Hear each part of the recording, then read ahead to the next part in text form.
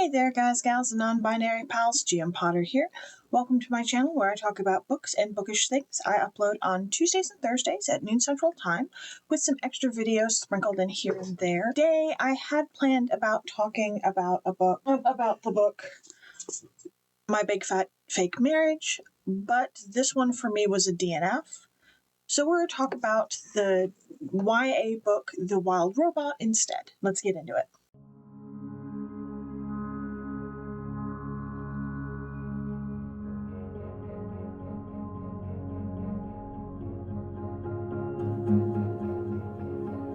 Okay, so coming in hot with the book blurb, we have Wall-E meets Hatchet in this New York Times bestselling illustrated middle grade novel from Caldecott Honor winner Peter Brown. Can a robot survive in the wilderness? When Robot Roz opens her eyes for the first time, she discovers that she is all alone on a remote wild island. She has no idea how she got there or what her purpose is, but she knows she needs to survive. After battling a violent storm and escaping a vicious bear attack, she realizes that her only hope for survival is to adapt to her surroundings and learn from the island's unwelcoming animal inhabitants. As Roz slowly befriends the animals, the island starts to feel like home, until one day the robot's mysterious past comes back to haunt her. From best-selling and award-winning author and illustrator Peter Brown comes a heartwarming, action-packed novel about what happens when nature and technology collide. This book is about 279 pages. I believe that's the hardback edition, and about 4 hours on audiobook, which is how I consume this book through the Libby app from my local library. I would agree that it is very much a Wall-E meets Hatchet. That's my heat kicking on. It is 47 degrees as I'm filming this, so it's a little cold. This one feels... I don't know how I would rate this book.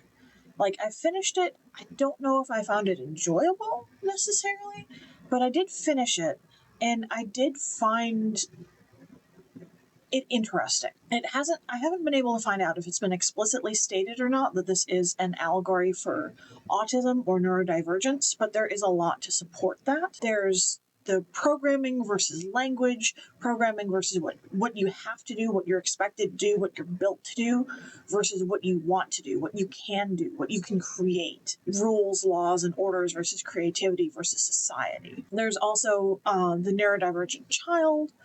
We have in the form of Brightbeak, which is a gosling that the robot adopts and cares for and nurtures when she accidentally breaks his nest and unalives his parents and raises him, and the neurodivergent parent not being able to fully experience parenthood or fully experience what it means to be a parent, and not able to give the child every advantage in raising them because you are so inherently different from the way the child is, from the way the other parents are, from the way the other children are. There's also moving beyond programming, leveraging unique perspectives, and understanding that differences are okay versus masking and pretending to fit in. And then there's the themes of community and acceptance. In the found family trope, embracing differences, validating acceptance over assimilation.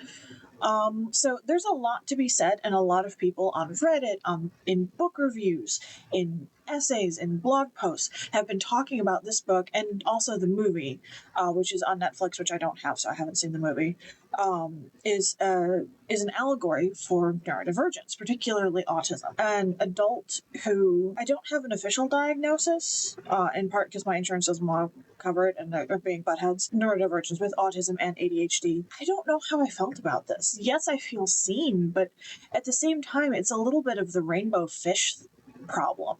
That the story of the rainbow fish, that the rainbow scaled fish is so beautiful and everybody's jealous and blah blah blah, and so she starts giving her scales away, giving away what makes her her and unique for the point of being accepted. And I never really liked that book. I always thought it was bad. And this one, like, the robot never fully stops masking, because it's like, she said in what she hoped was a cheerful voice, she's tried to do a cheerful, like, she's not, in the book, I can't speak for the movie, but in the book, it's not 100% clear where and if she ever truly stops masking and stops trying to get people to like her instead of just being herself. To go off of the rainbow fish, Roz sacrifices herself to save a creature who tried to kill her, who wants her dead, who wants her gone, and permanently disfigures herself for the sake of saving someone who wanted to hurt her. And I know it's a children's book, but this is a very dark children's book. It has themes of bullying, of unaliving, near unaliving. There's unalive bodies just floating around. They're robot bodies, but there's also animal bodies that are found throughout the story. And there's also intentional unaliving of another person in this book. Like, it's just, it's a lot. And well, part of me is happy that we are getting stories like this for children. It's not a children's book; it's a middle grade book. It's a YA book, and children aren't as fragile as all that. That they can handle darker themes, particularly children who are already dealing with things like bullying or death of a parent or things like that. And parts of this book I loved. I absolutely adored parts of this book, and I thought they were really, really well done. For instance, the prose and the general narrative structure of the book, I found it to be Tolkien-esque, like The Hobbit, the book The Hobbit, which is one of my favorites. And it's thrilling and it's adventurous, but it's got this underlying current of darkness, which I don't always get in adult books, much less YA books. Like, usually I read a YA book, I'm like, okay, we're not going to get into anything too deep. Like, we'll get into, like, politics and stuff, but we're not going to get into, like, what happens if someone hates you and wants to end your existence. And this book delves into that, and it's got more subtle takes on things like climate change and capitalism and the evilness of man compared to nature. That it's technology versus nature is a big theme towards the end of the book. Our main character, Roz, the robot, is called a monster by the animals. She's the outsider. She's bullied. At one point she learns the language of the animals, and I was, for like the first couple chapters after we get there, it's like, why are the animals talking? But it's like, okay, she can communicate with the animals. She's used her super processing powers to understand their language. Just go with it. I don't know how I feel about this one. Like, part of me wants to give it 5 stars because it's brilliant representation and it's brilliant storytelling and it's just wonderful word choices and world building and all these great things that I really value in fiction. But at the same time, I can't discern the author's purpose. I can't tell what point the author is trying to make. And this is the first book in a series, and maybe I need to read the other 2 books. But at the same time, it's like, I'm not sure I got it. That maybe this is neurodivergence for the neurotypical, and that's why I'm not understanding it. That in my looking up if this was an allegory for neurodivergence, I found a lot of people saying that the movie is 100% for neurodivergent people, that it's written and filmed and produced in such a way that it is for neurodivergent people. And then I saw not nearly as many posts, but some posts talking about how the book is neurodivergence for neurotypical people and understanding it's an inroad to understanding neurodivergence. And I thought that was very interesting. But as someone who is neurodivergent, I wanted to like this book. I really, really wanted to like this book. But I don't think I do. I think this is another one of those the best book I'll never read again type scenarios. If I ever do get Netflix, I'll watch the movie because it's supposed to be really good. But I just don't know about this one. Have you read The Wild Robot? Have you read the rest of the series? Because it ends on such a heartbreaking problem. And I can't help but wonder if it's maybe, no spoilers, because I need someone else to read this book so that I have someone to talk to about this, but it's a gut punch of an ending. after everything that happens in the book, after everything that the character goes through, after everything that Roz the robot does and her adopted surrogate son Brightbeak goes through, and all of the other animals, and everything that happens to them on and off page in the story and through flashbacks and all the rest of this, the ending felt a little cheap, and I felt a little cheated by the ending. I'm not 100% sure if I liked the ending. I'm not 100% sure if I actually liked this book. On a level of narrative device and narrative structure and storytelling, 5 stars. Great book, fantastic. Overall, big picture view, I'm leaning more towards 2 stars, so I guess that would average out to about, 3.5? 5 and 2, 3, meet in the middle, 3.5. Which seems both too high and too low for this book. I really wanted to like this one, and I just don't.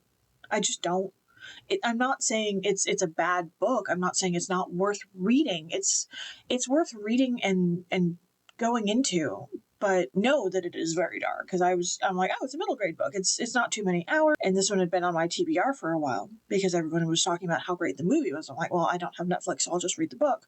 As an author, I understand that once you put your works out there, regardless of what your intention is, someone's going to read something different than what you wrote, even if they're reading your manuscript, even if they're reading your book, babe, because no two people have the same exact life experiences, have the same exact instincts and interpretations and everything else that goes into reading and consuming media. That some people can read a book and be like, oh, this is an allegory for that. And some people are like, oh, no, this is clearly for that over there.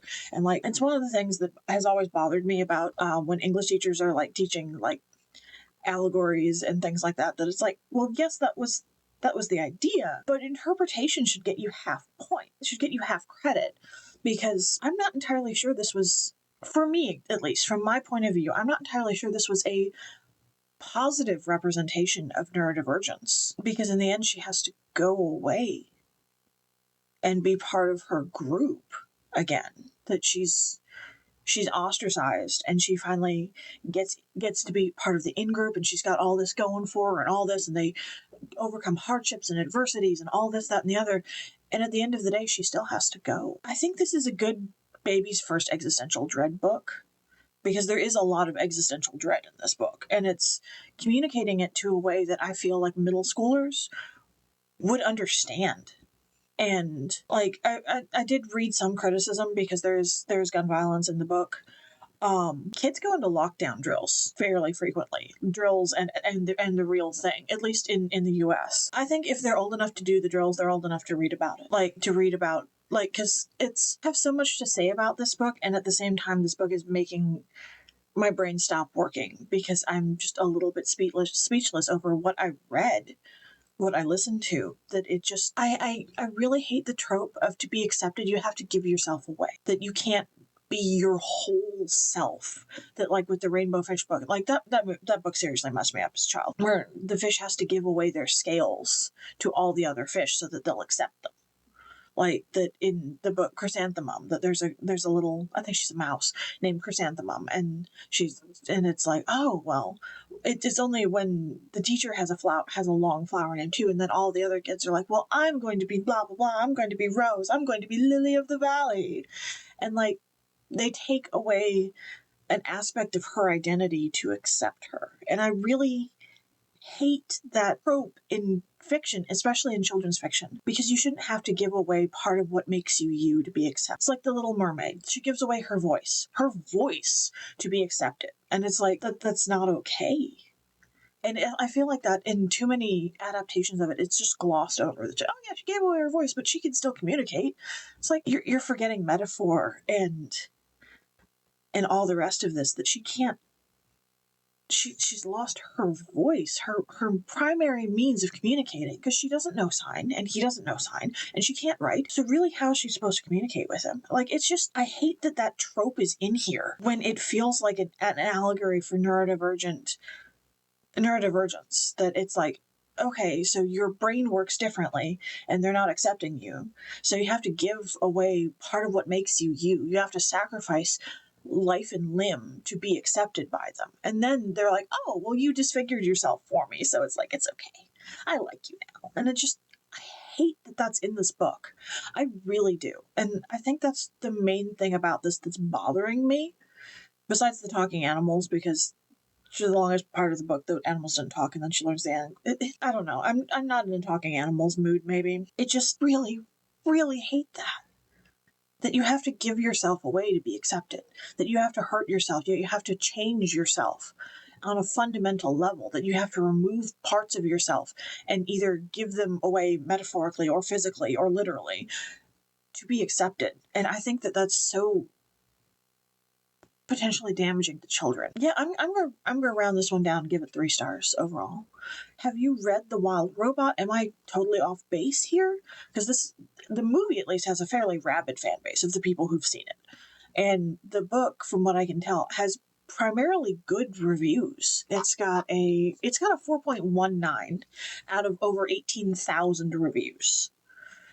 And I haven't put my review on, so my review hasn't dragged it down the infinitesimal amount that it's going to. And I feel like the book is Neurodivergence 101 for neurotypicals. And yes, neurotypical people do need some sort of an inroads for neurodivergent people to understand them, to communicate with them, to realize that it's not totally off base, it's just a different way of looking at the world.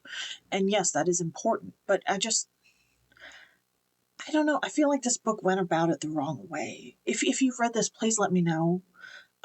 Is it worth reading the rest of the series? Because I just don't know. This book, the first one came out in 2016, so I think the series is complete now. I think it's a trilogy. Let me know in the comments down below. Don't forget to like, share, and subscribe, and I'll see you in the next one. Bye.